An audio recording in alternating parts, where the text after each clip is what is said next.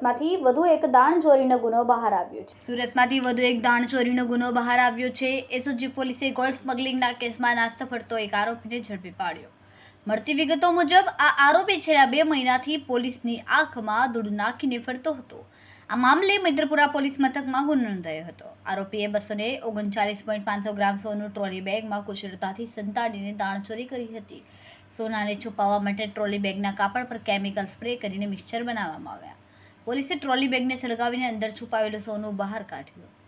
માહિતી પ્રમાણે આરોપી દુબઈથી ગેરકાયદેસર રીતે સોનું લાવીને કસ્ટમ ડ્યુટી બચાવતો હતો. આરોપીનું નામ એકરાલ મુલહક ઉર્ફ અકરમ ઇસ્માઇલ પટેલ હોવાનું સામે આવ્યું.